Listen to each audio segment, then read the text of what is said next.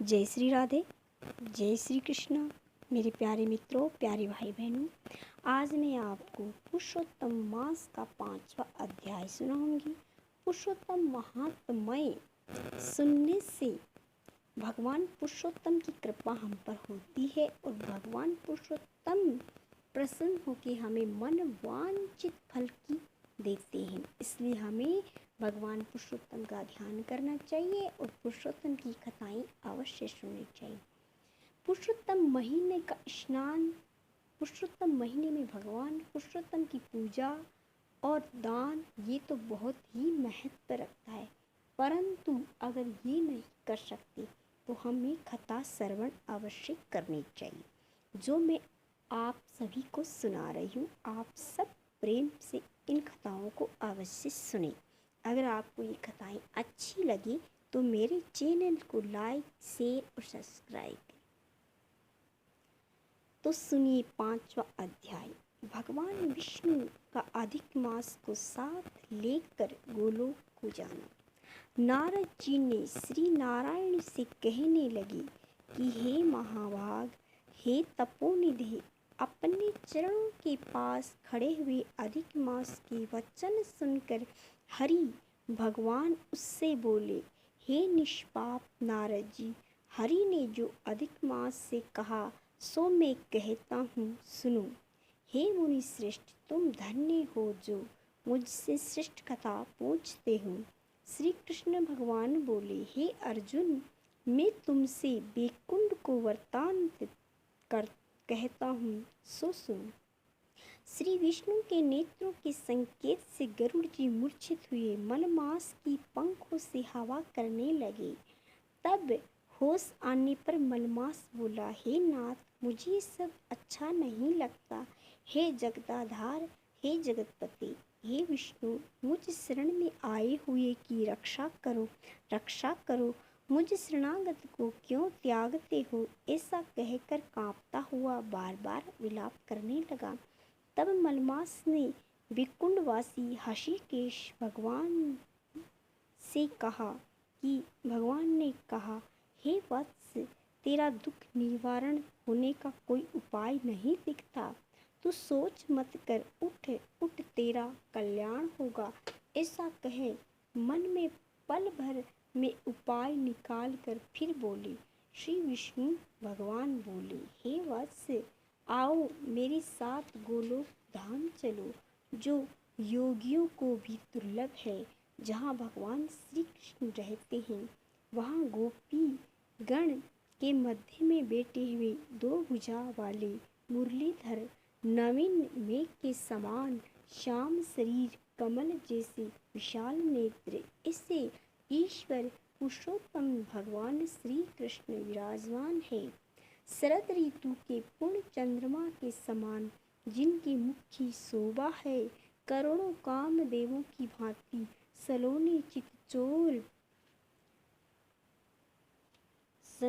चितचोर नीला के धाम, पीतांबर धारी, तुलसी कुंद, मंदार और पराजित पुष्पों की माला पहने, श्रेष्ठ रत्नों के आभूषण पहने, प्रेम के अलंकार रूप, भक्तों पर दया करने वाले, कस्तूरी और केशर युक्त चंदन से लेपित शरीर, वक्ष स्थल पर भी श्रीवत्स चिन्ह और कौस्तुभ मणि एवं भृगु की लाश से सुशोभित हत्ते, सिर पर श्रेष्ठ रत्नों से जड़ित मुकुट तथा कानों में कुंडल पहने, पार्षदों से घिरे हुए, रत्नों से जड़ित सिंहासन पर बैठे हुए, वे ही पर ब्रह्मा पुराण पुरुषोत्तम है।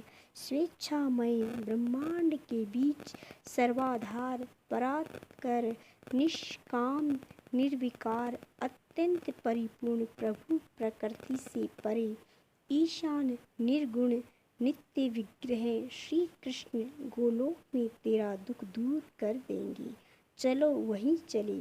श्री नारायण बोले। इतना के हरि भगवान मलमास को हाथ पकड़ गोलोक को ले गए। हे नारद मुनि, वहाँ पहले अज्ञान रूपी अंधेरे का नाश करने वाले ज्ञान रूपी मार्ग को दिखाने वाले, प्रलय काल में ज्योति स्वरूप करोड़ों सूर्य के समान प्रभा वाले, नित्य असंख्य विश्व के कारक कारण विभु परमात्मा की इच्छामय लाल रंग की ज्योति दिखाई दी। हे मुने, उस ज्योति के भीतर ही सुंदर 3 लोक थे। उसके ऊपर सनातन ब्रह्मलोक की भांति गोलोक है। वह 3 करोड़ योजन में फैला हुआ है, मंडलाकार है, तेज पुंज स्वरूप है, श्रेष्ठ रत्नों वाली भूमि से युक्त है, जो बड़े बड़े योगियों को स्वप्न में भी अदृश्य है। वही वैष्णवों को दृश्य और प्राप्त है। उसे योगेश्वर श्री कृष्ण ने योग द्वारा धारण कर रखा है। ऐसा श्रेष्ठ गोलोक अंतरिक्ष में स्थित है और आदि मानसिक चिंता, व्याधि, शारीरिक रोग, बुढ़ापा, मृत्यु, शोक, भय आदि से रहित है। बहुमूल्य रत्नों से जड़ित करोड़ों मंदिरों से सुशोभित है। उस गोलोक के नीचे दाहिने और वैकुंठ लोक है और बाईं और वैकुंठ के समान ही आकार वाला शिवलोक है। वैकुंठ का फैलाव 1 करोड़ योजन में है और उसका आकार, जिसमें करोड़ योजन लंबा और मंडलाकार है, वहाँ पीले वस्त्रों से शोभायमान वैष्णव जन रहते हैं। वे वैष्णव शंख चक्र गदा और पद्मधारी लक्ष्मी जी के साथ चतुर्भुज रूप में रहते हैं और वैकुंठ की स्त्रियां लक्ष्मी जी के समान सुंदर है। उनके चलने से पायजेब और करदनी की झनकार बड़ी प्यारी होती है। गोलोक की बाईं ओर जो शिवलोक है, वहाँ प्रलय नहीं होता और सृष्टि काल में पार्षद लोग रहते हैं। 1 और करोड़ योजन में फैला हुआ वहाँ महादेव जी के गण सारे शरीर में भस्म लगाए, सर्पों के जनेऊ पहरे, ललाट पर अर्धचंद्र धारे, हाथ में शूल पटिश लिए, जटाओं में गंगा धारण किए हुए, 3 नेत्रों वाले पराक्रमी शूरवीर रहते हैं। गोलोक में निरंतर परमानंद कारक परम हर्ष को करने वाली अत्यंत मनोहर एक महान ज्योति है। उस ज्योति में अत्यंत सुंदर एक रूप है, जो नीले कमल के समान, श्याम वर्ण कमल के समान, लाल नेत्र, आनंदजनक, निराकार, परे से भी परे, जिसका योगीजन अपने ज्ञान चक्षु से निरंतर ध्यान करते रहते हैं।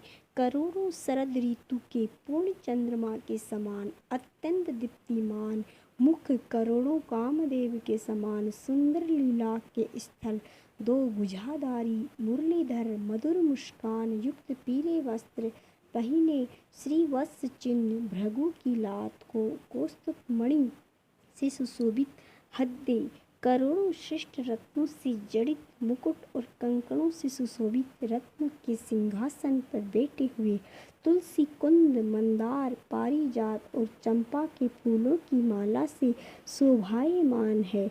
वे ही पर ब्रह्मा श्री कृष्ण जी है, जो स्वेच्छामय सब कारणों के रूप, सर्वाधार, बाल्य अवस्था वाले गोपाल रूपधारी, करोड़ों पूर्ण चंद्रमा के समान शोभायमान, भक्त जनों पर अनुग्रह करने वाले, इच्छा रहित, निर्विकार, अत्यंत परिपूर्ण प्रभु रास मंडल के मध्य में बैठे हुए शांत रासेश्वर हरि मंगल रूप पूजते हैं।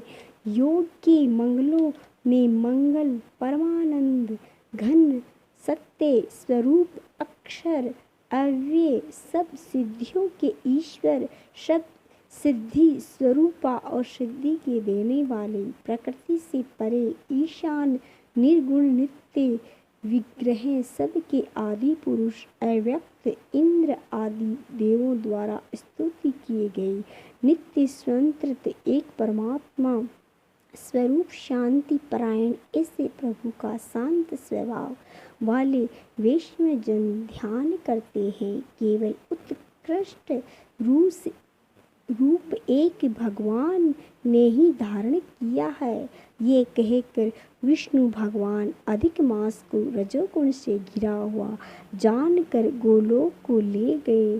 सुत जी बोले, सत्कर्म ग्रहण करने वाली वाणी कहकर जब नारायण चुप हो गए, तब नारद जी पुरुषोत्तम मास महा उत्सव संबंधी नई नई कथा सुनने की अभिलाषा से नारायण से बोले। तो ये था पुरुषोत्तम मास का 5वां अध्याय। ये आपको कैसा लगा मेरे प्यारे भाई बहनों? अगर आपको अच्छा लगा तो मेरे चैनल को लाइक करें, शेयर करें।